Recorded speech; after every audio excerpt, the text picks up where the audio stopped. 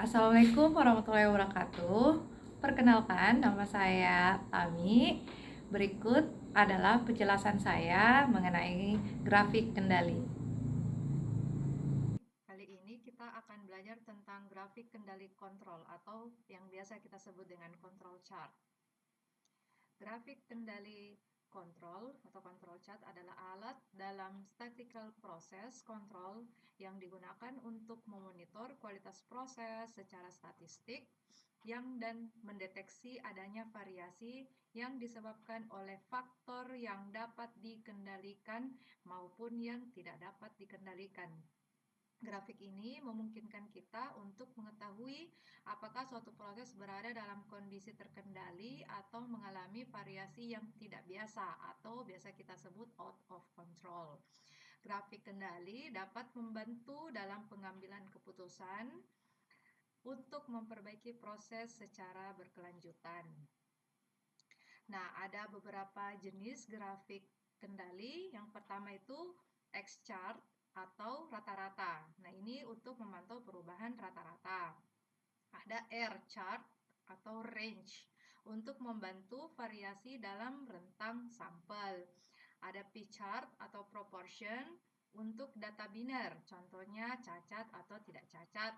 Dan count chart atau untuk menghitung jumlah kejadian cacat. Nah, langkah-langkah membuat grafik kendali, yang pertama, kita kumpulkan dulu data. Ambil beberapa sampel dari proses dalam jangka waktu tertentu. Setelah itu kita hitung parameter dasarnya. Nah, kita hitung berapa rata-rata X-nya dan R-nya dari sampel. Setelah itu kita tentukan batas kendali.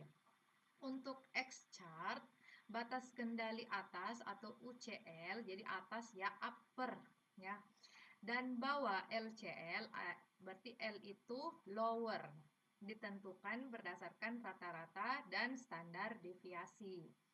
Untuk R-chart, UCL dan LCL ditentukan berdasarkan rata-rata rentangnya. Nah, coba kita lihat rumusnya. Batas kendali dapat dihitung dengan rumus ini. UCL, jadi yang batas kendali atas, upper, X rata-rata ditambah A2 dikali R rata-rata. Kalau lowernya itu sama saja, tapi di sini kita kurang. X rata-rata dikurang A2 dikali R rata-rata. Nah, di mana A2 itu adalah faktor yang tergantung pada ukuran sampel.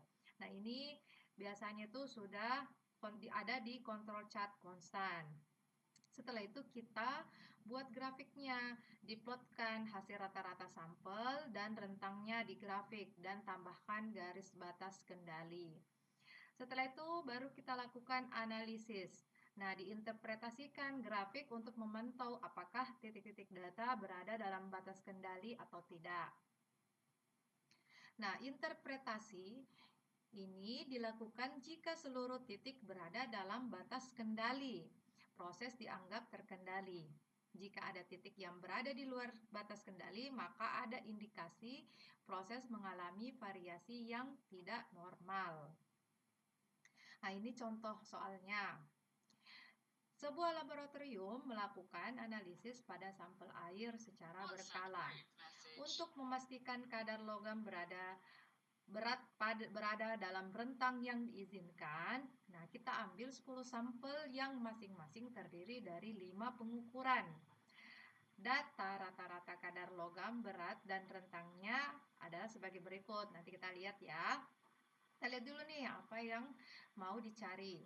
Kita diminta untuk hitung rata-ratanya, berarti X rata-rata, dan rata-rata rentangnya berarti R rata-rata. Kemudian kita diminta untuk buat batas kendalinya, berarti UCL, dan buat batas kendali atas dan bawah, UCL dan LCL. Untuk X-chart menggunakan A2 ini sudah ada ya, tetap 0,58. Nah, ini adalah tabelnya ya. Jadi kita sudah dapat untuk sampel 1 segini 2,6 rata-ratanya, dan rentangnya ini 0,5 sampai sampel yang nomor 10. Jadi sebelumnya kita hitung dulu nih berapa X rata-ratanya ya. Untuk yang X rata-rata berarti sini kita lanjutkan saja ya, sama dengan 2,6 ditambah 2,8 ya, berdasarkan tabel tadi ya, ditambah 2,5 ditambah 2,7 ditambah 2,9 ditambah 2,8 ditambah 2,6 ditambah 2,5 ditambah 2,7 ditambah 2,8. Ini baru kita bagi 10 ya, kita bagi 10. Bagi 10. Nah, ini hasilnya gimana ya, di sini saja kali ya. Di sini kita hasilnya 2, sini ini kalau dijumlahkan dan dibagi 10 itu hasilnya 2,6 ya. Ini hasilnya untuk LCL. Untuk X. Nah, selanjutnya untuk R. Nah, kita jumlahkan lagi nih R dari sampel 1 sampai 10. Berarti 0,5 ditambah 0,4 ditambah 0,6 ditambah 0,7 ditambah 0,5 ditambah 0,6 ditambah 0,4 ditambah 0,5 ditambah 0,4 ditambah 0,5. Ini kita bagi lagi nih. Bagi, baru dijumlahkan, dibagi 10. Nah, kita dapat hasilnya ternyata 0,51. Nah, selanjutnya kita sudah dapat nih X-nya 2,6 dan R-nya 0,51. Kita lanjut untuk cari UCL dan LCL. Nah, untuk UCL itu berarti X rata-rata berarti 2,6 ditambah A2-nya tadi itu 0,58. 0,58 dikali berapa R-nya? 0,51. Nah, ini kita kali dulu nih. Kan kalau misalnya ada penjumlahan dan perkalian itu kita kali dulu, setelah itu baru dijumlahkan. Nah, kalau kita kali dan kita jumlahkan hasilnya itu 2,98. Gitu ya. Nah, untuk LCL sama rumusnya cuma dikurang saja. 6 dikurang 0,58 dikali 0,51 sama dengan berapa? 2,40 ya. Jadi seperti ini untuk UCL yang upper, ini yang lower. Ya, jadi seperti itu. Ini juga sama ya, dikali dulu baru kita kurangkan. Nah, setelah itu kita mendapatkan hasil yang seperti ini. Nah, kita dapat lihat, oh ternyata UCL-nya itu di sini nih. Dia tidak sampai 3 ya. LCL-nya tuh di sini ya, di bawah sini LCL. Ya, ini kita bisa lihat dan nilainya itu berada di antara LCL dan UCL.